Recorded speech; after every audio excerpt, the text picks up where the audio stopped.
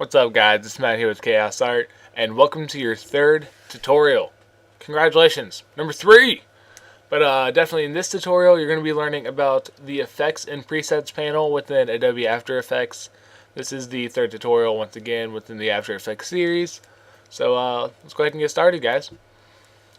Once you open up After Effects, it should look a little bit something like this. You have the project over on the side, your kind of work area, your compositions and time panel down here. Over here to the right, effects and presets, character, paragraph. This is my setup. Your setup might be a little bit different. But effects and presets is always over here on the right side, unless you've just completely changed yours around for some reason, which is totally fine. But effects and presets is much like the filters within a Photoshop. So I'd make a lot of references to Photoshop, but it'll help you a lot. If you're good at Photoshop, you'll be really good at After Effects. It just kind of works that way. So effects and presets will be maintaining most of the things that you'll be using within your videos, whether it's fade in, fade out, doing a countdown, doing gradients, doing audio changes, all kinds of blurs, different things like that will all be within effects and presets. So let's go ahead and start doing a new composition. Just composition new or command N. Gonna name that one tutorial. I'm gonna leave it 30 seconds long and press OK. So now we have this composition named tutorial, and tutorial is open down here at the very bottom. And what I'm going to do is do either layer, new, solid, or you can right click. If I can find right click, there we go. New, solid. Or over here, right click, new, solid. Right clicking pretty much anywhere will allow you to do new, text, solid, light, camera, null, object, shape layer, decimal layer, Adobe Photoshop file, whichever one you prefer. But for this one, I'm going to be doing a solid, which is basically just a background, but you can make it whatever size you need. I'm going to name this one Gradients. There we go, Gradient, and it will be white. Alright, so now we have this little layer down here named Gradient in our Layers panel, and we have a white background over our black background. You can tell because I can shrink it and you can see a black background. So now that we have this, you want to put a gradient overlay on it. Woo! Good job, you figured out how to do a gradient overlay. No, you didn't, because you're watching this tutorial. So let's go to our Effects and Presets panel and type in gradients. Okay, we have gradient wipe. For color gradient, colorize gradient, I don't want any of those. That does not appeal to anything that I need whatsoever, because After Effects is confusing and it likes to mess with you. So it is not named gradient within After Effects, it is named ramp. So once you type in ramp, you should see under generate right here, ramp. Just click that, drag it over to your solid or whatever file you put in here. And over here on your effects controls, you see something that is called ramp under tutorial on layer gradient.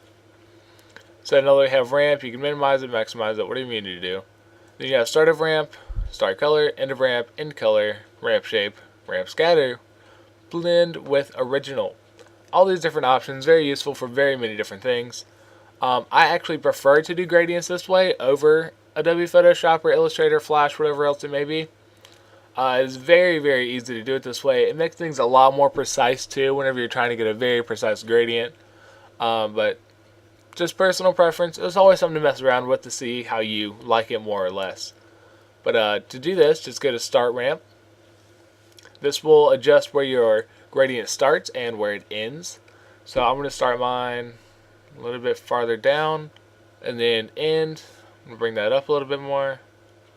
Now it's a sharper gradient, and I like that. But I want to change the colors. So I do not want black. I'm going to change this to a nice chaos blue. So I'm going to do the 0066FF, chaos blue, to gray. Let's do a nice light gray. There we go. I like that a lot. It's kind of like a sky. Also, now that you changed the colors, you may be wondering, well, Maybe, Matt, I don't want a linear ramp. Well, sucks. No, you're good. You can do this. Right here where it says linear ramp, go to radial ramp, and ta-da! Now you have a radial ramp, just like you would with Photoshop. The only difference with a radial ramp than with a linear ramp is with the start of ramp, this would be the center of your circle, which generally would go in the center of your page, and the outer one is the outside of your circle, which generally goes in the outside of your page. You can take this off of the work area to make it larger and larger and kind of make it fade more, but you can also bring it in really close and have a really tight circle too if you would like that. Much like a little particle just in the middle of your page. You take mine out to the outside. There we go. And that is ramps for you. This is not the only thing that you can do with effects and presets. There are tons and tons and tons of things that you can do. You can always download more effects and presets and install those into After Effects. Endless options that you could do. And you're not limited just to having one effect and preset to the solid or whatever you have in here. I could do let's find something else. See what I can come up with. Distort, CC, Tyler. What does this do? Nothing. I would. See, you just gotta play around with it. I just chose something that does absolutely nothing over my ramp. But it is always possible to add more things to it. CC split, see what that does. Nothing, but it does kind of show that you can't have more than one effect and preset on here at the same time. But all these that I'm choosing right now are not doing anything. Takes a lot of time, takes a lot of patience to be able to figure out which ones you really want to use and which ones you don't.